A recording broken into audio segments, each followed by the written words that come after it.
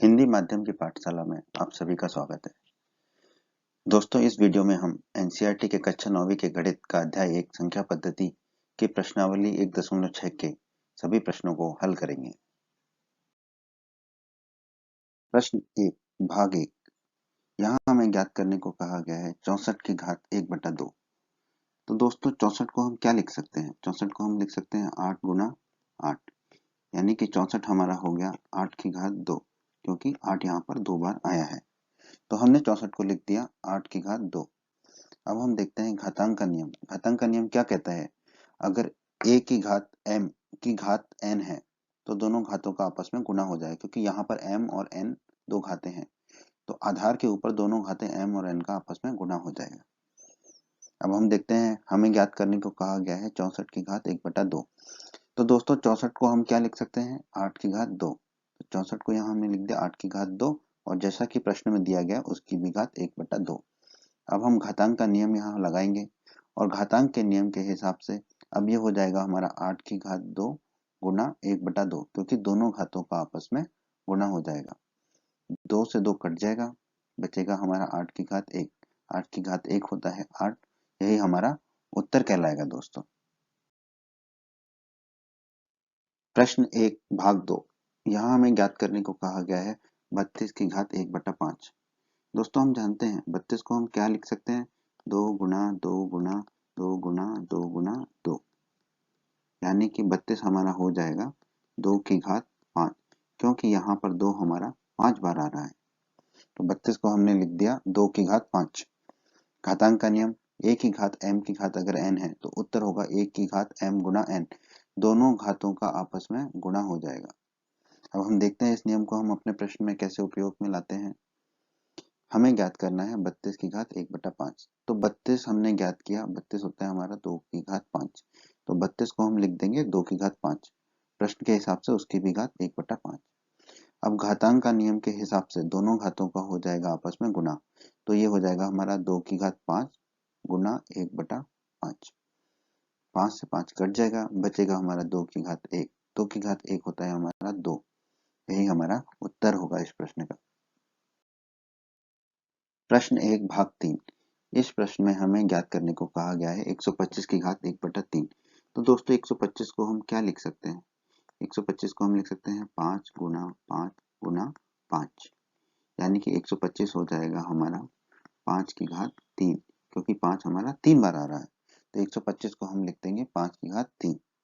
घातांक का नियम, 1 की घात m की घात n है तो वो हो जाएगा 1 की घात m गुना n। दोनों घातों का आपस में गुणा हो जाएगा। हमें ज्ञात करने को कहा गया 125 की घात 1/3। 125 को हमने निकाला दोस्तों 5 की घात 3, तो 125 को हम लिख देंगे 5 की घात 3, और प्रश्न के हिसाब से 1/3 उसकी घात होगा। अब घातांक के नियम के हिसाब से ये हो जाएगा 5 की घात 3 गुना 1/3। दोनों घातों का आपस में गुणा हो जाएगा, 3 से 3 कट जाएगा, बचेगा हमारा 5 की घात 1। 5 की घात 1 होता है 5, यही हमारा उत्तर होगा इस प्रश्न का। प्रश्न 2 भाग 1। ज्ञात कीजिए 9 की घात 3/2। तो देखते हैं दोस्तों हम इस प्रश्न को कैसे हल करेंगे। 9 को हम क्या लिख सकते हैं? 9 बराबर 3 गुना 3, यानी कि 9 बराबर 3 की घात 2। अब देखते हैं, 9 को हमने लिखा 3 की घात 2।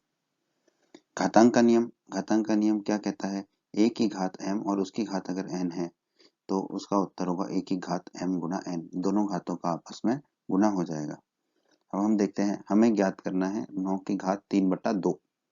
9 को हम दोस्तों क्या लिख सकते हैं? 3 की घात 2, और प्रश्न में दिया है उसकी घात भी 3/2। तो घातांक के नियम के हिसाब से अब हमारा क्या हो जाएगा? ये 3 की घात 2 गुणा 3/2। 2 से 2 कट जाएगा दोस्तों, बचेगा 3 की घात 3। 3 की घात 3 क्या होता है हमारा? 27, और यही हमारा उत्तर कहलाएगा। प्रश्न 2 भाग 2। 32 की घात 2/5 हमें ज्ञात करना है यहाँ पर। तो दोस्तों 32 को हम क्या लिख सकते हैं?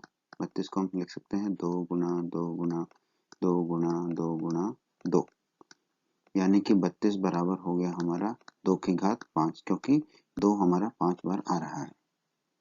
तो 32 को हमने लिखा 2 की घात 5। अब वही घातांक का नियम, ए की घात m की घात अगर n है तो उसका उत्तर होता है a की घात m गुना n। दोनों घातों का आपस में गुना हो जाएगा। हमें ज्ञात करना है 32 की घात 2/5। 32 को हम लिख सकते हैं 2 की घात 5, तो 32 को हमने यहाँ लिख दिया 2 की घात 5। अब दोनों घातों का आपस में गुना हो जाएगा, तो ये होगा हमारा 2 की घात 5 गुना 2/5। 5 से 5 कट जाएगा, बचेगा हमारा 2 की घात 2। 2 की घात 2 हमारा होता है 4। यही हमारा उत्तर है दोस्तों, 4। प्रश्न 2 भाग 3। यहाँ हमें ज्ञात करने को कहा गया है 16 की घात 3/4। तो दोस्तों 16 को हम क्या लिख सकते हैं, 2 गुना 2 गुना 2 गुना 2, यानी कि 16 हो गया हमारा 2 की घात 4, क्योंकि यहाँ पर 2 4 बार आ रहा है। तो 16 को हम लिख देंगे 2 की घात 4। घातांक का नियम a की घात m की घात n है, तो वो हो जाएगा a की घात m गुना n। दोनों घातों का आपस में गुना हो जाएगा। अब देखते हैं 16 की घात 3/4 हमें ज्ञात करना है। 16 को हम क्या लिख सकते हैं, 2 की घात 4। तो 16 को हमने लिख दिया 2 की घात 4। अब दोनों घातों का आपस में गुना हो जाएगा, तो होगा 2 की घात 4 गुना 3/4। 4 से 4 कट जाएगा, बचेगा 2 की घात 3। 2 की घात 3 होता है 8। यही हमारा उत्तर कहलाएगा। प्रश्न 2 भाग 4। यहाँ हमें ज्ञात करना है 125 की घात -1/3। तो दोस्तों 125 को हम क्या लिख सकते हैं, 5 गुना 5 गुना 5, यानी कि 125 हमारा हो जाएगा 5 की घात 3, क्योंकि 5 3 बार आ रहा है। 125 को हम लिख देंगे 5 की घात 3। घातांक का नियम a की घात m की घात n क्या होगा, a की घात m गुना n। दोनों घातों का आपस में गुना हो जाएगा। हमें ज्ञात करना है 125 की घात -1/3। 125 को हम लिख देंगे 5 की घात 3, जो कि हम पहले ही ज्ञात कर चुके हैं। अब घातांक के नियम के हिसाब से दोनों घातों का आपस में गुना होगा, तो 5 की घात 3 और गुना -1/3। 3 से 3 कट जाएगा, तो बचेगा 5 की घात -1। 5 की घात -1 का मतलब होता है 1/5। यही हमारा उत्तर है दोस्तों। प्रश्न 3 भाग 1। यहाँ हमें सरल करने को कहा गया है 2 की घात 2/3 गुना 2 की घात 1/5 को। तो हम देखते हैं दोस्तों घातांक का नियम क्या कहता है। अगर a की घात m है और गुणा में है a की घात n, तो ये हो जाता है हमारा a की घात m धन n, यानी कि a की घात m प्लस n। तो दोस्तों हमने जाना था अगर आधार समान हो, तो गुणा में घातें जुड़ जाती हैं। बहुत ही जरूरी है ये याद रखना, अगर आधार समान है तो गुणा में घातें जुड़ जाती हैं। यहाँ पे हम देख रहे हैं हमारा आधार 2 है दोनों जगह, यानी कि आधार हमारा समान है। तो अब हम इसको कैसे हल करेंगे, हमें दिया गया है 2 की घात 2/3 गुणा 2 की घात 1/5। आधार हमारा यहाँ क्या है, 2 है। आधार हमारा समान है तो दोनों के गुणा में घातें जुड़ जाएंगी, तो हमारा होगा 2 की घात 2/3 प्लस 1/5।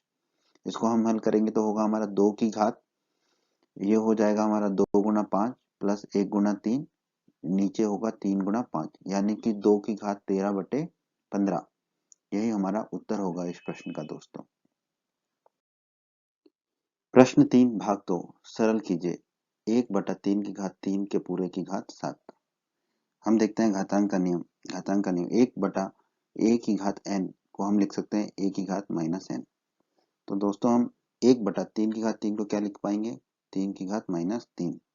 तो जो हमें प्रश्न में दिया गया है 1/3 की घात 3 की घात 7, तो इसको हम क्या लिख देंगे, 3 की घात -3 की घात 7। घातांक का दूसरा नियम, a की घात m की घात अगर n है तो ये हो जाएगा a की घात m गुना n। दोनों घातों का आपस में गुना हो जाएगा। तो जो प्रश्न में दिया गया है 1/3 की घात 3 की घात 7, इसको हम क्या लिख सकते हैं, 3 की घात -3 की घात 7। अब घातांक के दूसरे नियम के हिसाब से दोनों घातों का आपस में हो जाएगा गुणा, तो ये हो जाएगा हमारा 3 की घात -21। यही हमारा उत्तर है इस प्रश्न का। प्रश्न 3 भाग 3। सरल कीजिए 11 की घात 1/2 बटा 11 की घात 1/4। घातांक का नियम क्या कहता है हमारा, a की घात m बटे a की घात n, तो ये हो जाता है हमारा a की घात m माइनस n। अगर आधार समान है तो भाग में घातें घटती हैं, ऊपर वाली घात से नीचे वाली घात को हम घटा देते हैं। तो इस प्रश्न को कैसे हल करेंगे हम? प्रश्न में दिया गया है 11 की घात 1/2 बटे 11 की घात 1/4। तो घातांक के नियम के हिसाब से दोनों घातों को आपस में घटा देंगे, ऊपर वाली घात से नीचे वाली घात को हम घटा देंगे। तो ये हो जाएगा हमारा 11 की घात 1/2 माइनस 1/4। इसको हल करेंगे तो ये हमारा होगा 11 की घात 2 माइनस 1/4, यानी कि 11 की घात 1/4। यही हमारा उत्तर है इस प्रश्न का। प्रश्न 3 भाग 4 सरल कीजिए। 7 की घात 1/2 गुणा 8 की घात 1/2। देखते हैं घातांक का नियम। घातांक का नियम कहता है a की घात m और b की घात भी m है, तो ये हो जाएगा a गुणा b की घात m। यानी कि यहाँ पर हम देख रहे हैं कि हमारी घात समान है पर आधार अलग अलग है, तो आधार का गुणा हो जाएगा और घात वही रहेगी m। तो अगर हमारी घात समान है तो हमारे आधार का गुणा हो जाता है। तो हमें जो प्रश्न में दिया गया है 7 की घात 1/2 गुणा 8 की घात 1/2, तो ये हो जाएगा घातांक के नियम के हिसाब से 7 गुणा 8 की घात 1/2। 7 गुणा 8 होता है हमारा 56, तो ये हो जाएगा हमारा 56 की घात 1/2, यानी कि इसे हम और लिख सकते हैं √56। यही हमारा उत्तर है इस प्रश्न का। उम्मीद करता हूँ दोस्तों आपको हमारा ये वीडियो पसंद आया होगा। आप हमारे यूट्यूब चैनल को सब्सक्राइब करें, इस वीडियो को लाइक करें, इस वीडियो को शेयर करें और अपने सभी हिंदी माध्यम के दोस्तों को हमारे चैनल के बारे में और हमारे वीडियो के बारे में बताएं, ताकि हिंदी माध्यम के अधिक से अधिक छात्र हमारे चैनल और वीडियोस का अधिक से अधिक लाभ ले सकें। धन्यवाद दोस्तों।